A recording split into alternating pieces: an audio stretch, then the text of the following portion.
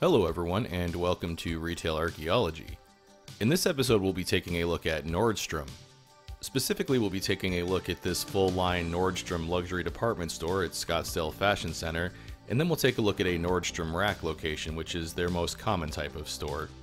I wanted to take a look at Nordstrom for a few reasons. One, they had recently been in the news because they've had a couple of quarters in a row of declining sales, and also because I've never spent more than a few minutes in a Nordstrom walking through it to get into a mall, so I wanted to see what they were like.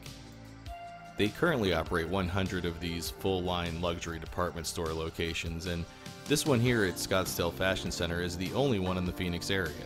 There used to be a location at Chandler Fashion Center, but that closed a few years ago, and recently a Scheels has opened in that spot.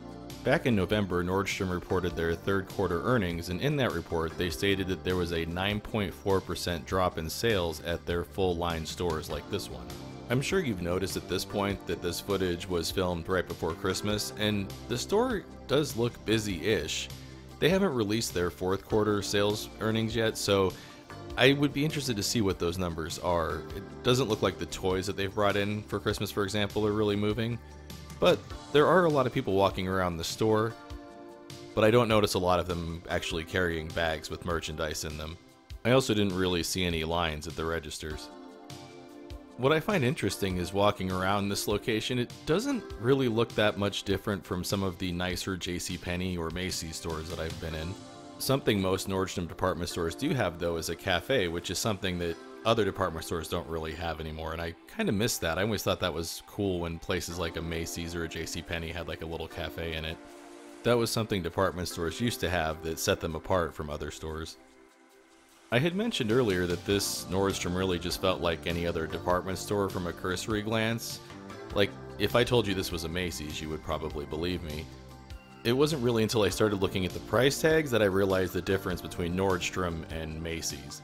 For example, not too long ago I saw a leather jacket at Macy's and I thought it looked kind of cool, but I looked at the price tag and it was like $600 or $700, and I was like, holy crap, that is expensive. But this jacket here at Nordstrom is $1,800. That's a mortgage payment. That is insane.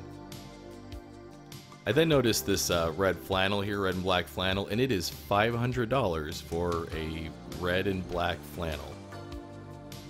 And then I saw this interesting sweater from Acne Studios, who I had never heard of before, but I don't know anything about high-end brands, and it was $620. I was getting a lot of sticker shock walking around here. But the thing that I think was most heinous of all was I found these white pocket t-shirts, which you can get these at Target or whatever, and these are $100.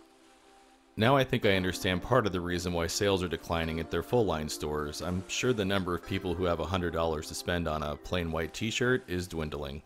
After seeing a lot of the prices, I decided it was time to head out of here, so let's go take a look at a Nordstrom Rack location.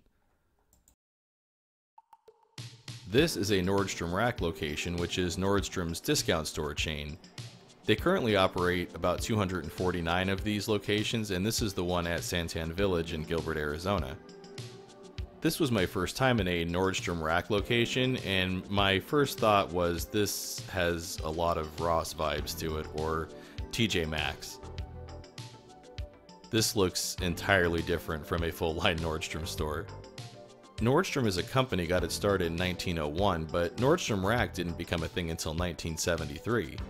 It's kind of interesting that they operate more than double the amount of Nordstrom Rack stores than they do Nordstrom full-line department stores. Nordstrom Rack stores did have a drop in sales also in the third quarter, but it was only 1.8%. And it's officially a Retail Archaeology episode with the abandoned drinks there. I know I mentioned earlier that this place reminds me of a Ross or TJ Maxx store, but this shoe display reminds me of Burlington Coat Factory. It seems like every time I go into a Burlington, it's always a mess. The fact that their Nordstrom Rack locations experienced a drop of 1.8% in net sales from the same time the previous year is not great, but it's a lot better than the 9.4% drop that their full-line stores experienced. Obviously, the Nordstrom Rack stores are a lot more successful for them right now.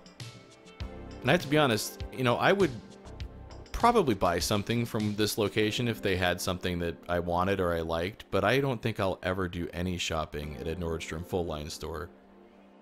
Obviously, they're not selling a lot of the higher end brands at their Nordstrom Rack locations like they do at the Nordstrom full line stores, but a lot of this stuff here looks a lot like the stuff at a full Nordstrom. It's just not displayed as nicely.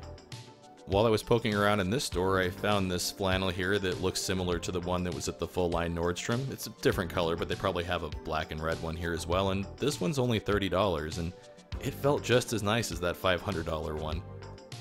I have heard a lot of people talk about shopping at Nordstrom Rack and scoring some really good deals on things, and I think this might be an example of that. These are some pants from a brand called Billionaire Boys Club, which I've never heard of and sounds dumb as hell, but I looked up on their website and they sell pants like this for $250 on there, and these had a price tag saying they were $45, so that's probably a good deal for somebody. I don't know who would want those though.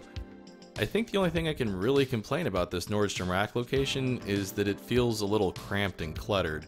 And this corner with their blankets and home decor stuff might have been the worst offender. The aisles are really narrow and there's just stuff really packed into the shelves.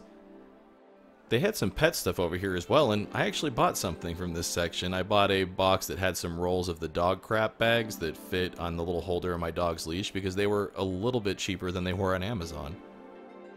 And here's the cluttered display of picture frames that every Ross and TJ Maxx and apparently Nordstrom Rack has.